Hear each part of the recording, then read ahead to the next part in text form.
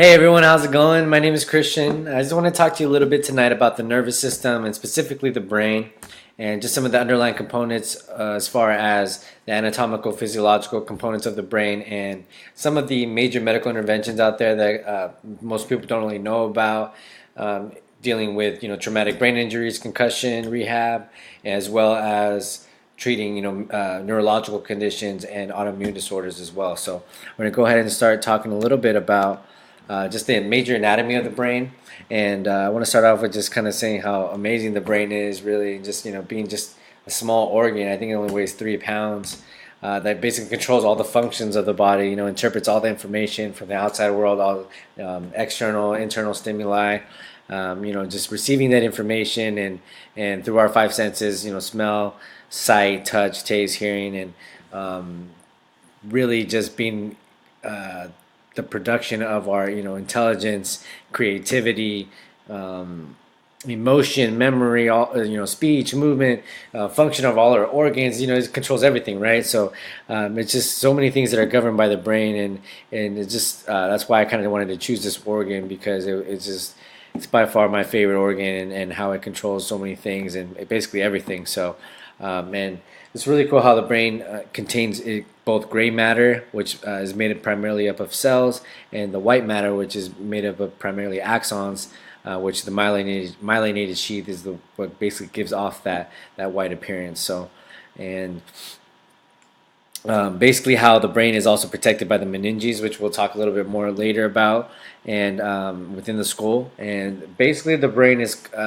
divided up into three main structural divisions, as you see here: cerebrum, cerebellum, and the brainstem, which is made up of medulla oblongata, pons, and the midbrain.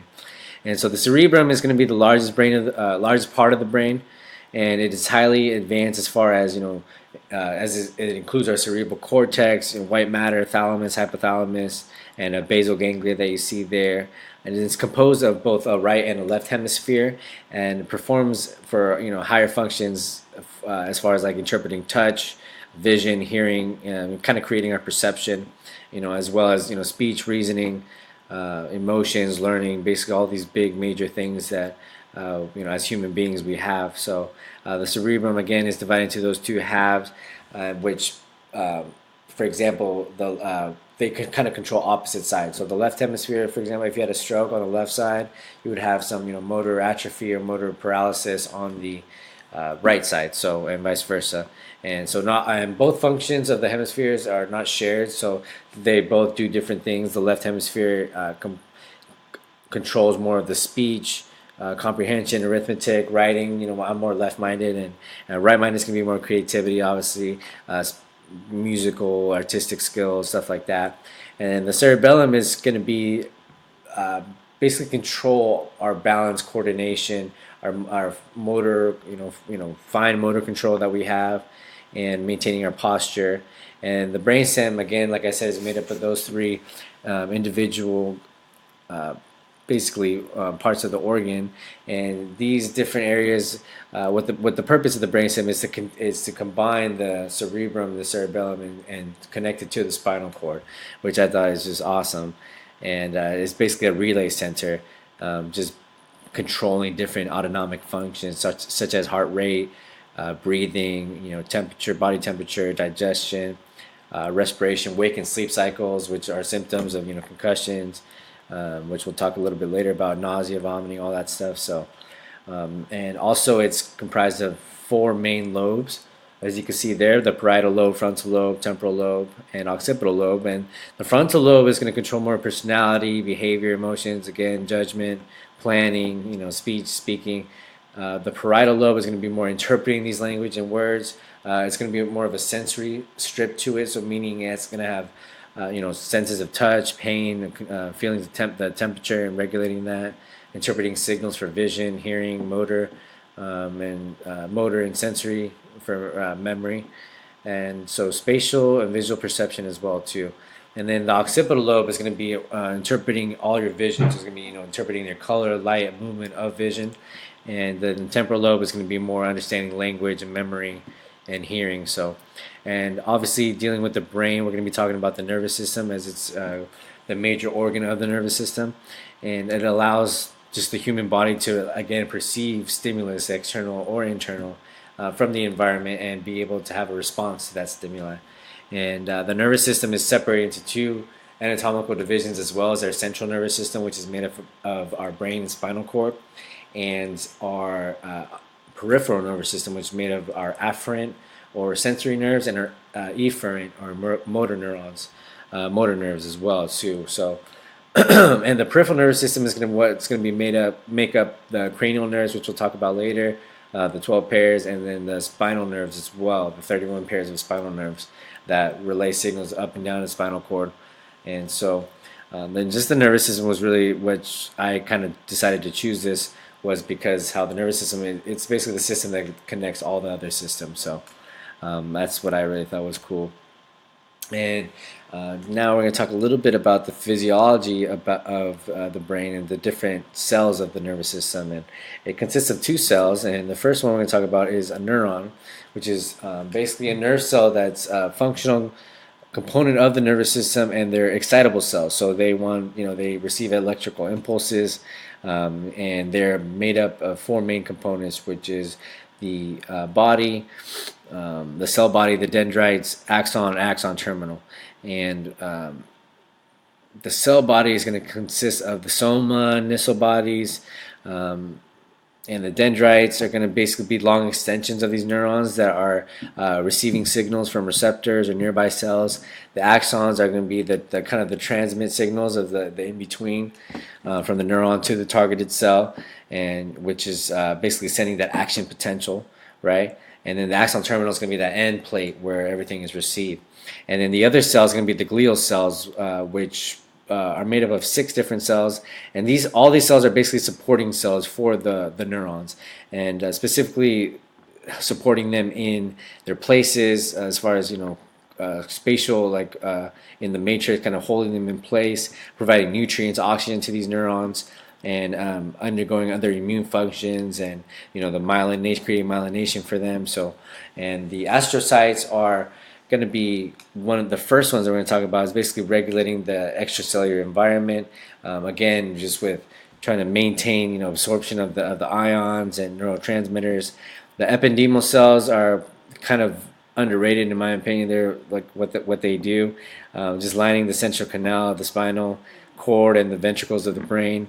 And these cells are the reason why I feel like they're underrated, is because they produce cerebral spinal fluid, which is huge. And the microglia are going to be just foreign materials. They phagocytize that possible pathogens, and they control that the pathogen intake and make sure none of the cells get infected or diseased. And they're just basically the primary line of defense for the cells. And then the oligodendrocytes, Schwann cells, they're basically the myelin sheaths of the central nervous system, which is the oligodendrocytes, and then the Schwann cells are going to be the peripheral nervous system, myelin sheath for the axons. Okay, and then the satellite cells they basically line the neurons of the peripheral nervous system and support all the cell bodies in the ganglia. And so, next thing we're going to talk about real quick, I just want to show is the nerve pathway that since we've been talking about. The receptor, as you can see, kind of absorbs the stimulus. The sensory neuron takes it up into the interneuron, into the spinal cord, and the efferent motor neuron is going to basically send that signal out from the spinal cord onto the motor nerve into the end plate or the target, and then that's going to have a response there. And then, so the meninges, this is what I wanted to talk about earlier, was the meninges, and how what I do and what I work with now, and just relieving meningeal compression, which is huge because it's a membrane that basically covers the brain and the spinal cord, and it consists of these 3 membranes of the outer membrane of dura mater, arachnoid matter, and the pia mater, which is the inner lining of, again, literally the spinal cord, which I'll show you the pictures as we go on in the next couple slides of the meninges, but just how basically compressing that area in the spinal cord can just cause all these neurological symptoms, autoimmune conditions that we're going to talk about a little bit later. And then as you can see also how the brain and spinal cord are separated into sections of gray matter and white matter. Again, these gray matter, white matter keeps coming up, but the gray matter is going to be composed of cell bodies, dendrites, glial cells, capillaries, unmyelinated axons, and the white matter is usually white because of the myelination of axons, and that's what forms the cranial nerves and the spinal nerves, and the spinal nerves. What's interesting about that, I wanted to note, was the dorsal and ventral roots, and how the dorsal roots is basically the start of all the motor nerve endings, or the fibers, and how they enter into, I'm sorry, the ventral root, and then the dorsal root is going to be the sensory neurons, and basically where they start and enter into the spinal cord. So here's just a quick list of all the cranial nerves, and how obviously if someone had a concussion or traumatic brain injury, how that could affect multiple cranial nerves here, and cause a lot of different things going on as far as fatigue, amnesia, headaches, migraines, nausea, just cloudiness, dizziness, vertigo, all these other things that are attributed to vestibular disorders. And so what I wanted to talk about was the meningeal compression. And so meningeal compression is noted for causing a bunch of different neurological conditions, or symptoms at least, of these neurological conditions, of anxiety, depression, fibromyalgia, which is huge, reflex sympathetic dystrophy, which is basically your nervous system gets in such a trauma, and it gets so shocked that basically it starts firing everywhere. There's pain everywhere, like a 10 out of 10, like a 15 out of 10 pain, and just radiating everywhere. And I've had patients, like in the past, 5-year-old had their arm stuck in a roller coaster, and then that basically, because of that scare and trauma, just triggered all this, this neurological condition now. And obviously headaches, all that stuff, sleep disorders. Again, that goes kind of with concussions as well, we're going to talk about. And also autoimmune, it has a great effects for autoimmune conditions like lupus, MS, Parkinson's, autism. I've heard of, the doctor I work with now, she told me a story of doing her treatments, which is a neurological relief technique that basically specializes in decompression of the meninges, and has actually allowed to be, kind of a reverse of the autism. Actually got, they were autistic, and they were able to heal from their autism, and now they're no longer autistic. So that's amazing, and I feel like that needs to get out there, out in the field. And then so some of the vestibular performance training here that I was talking about, I had my own office space with my best friend. He's a chiropractor in the field, and we kind of specialized in the balance system, which is the vestibular system, and helping with this kind of got started with out of concussion rehab, patients with vertigo, motor dysfunctions, any type of motor dysfunctions. And I would do more of the orthopedic massage, neuromuscular re-education, all this neuromuscular therapy type techniques on these patients, and as well as helping do these performance training with vestibular system. And we would have like a laser on top of our we have like a target with bullet points, and basically you can put it on your head, you can put it around your knee, whatever injury somebody has, a torn ACL, hurt ankle, hip, whatever, head. Like I said, it started out of concussion rehab, so we would do that to kind of train your vestibular system and coordinating your movements in that. So it was really awesome to learn all those things, and it was helping a lot of people. So it's something I want to get out there as well. And then just to end real quick with just some of the biblical references that came to mind were obviously Ephesians here, where I just want to break down real quick, was he's constantly renewing our minds. God is asking us to put off the old man and put on the new.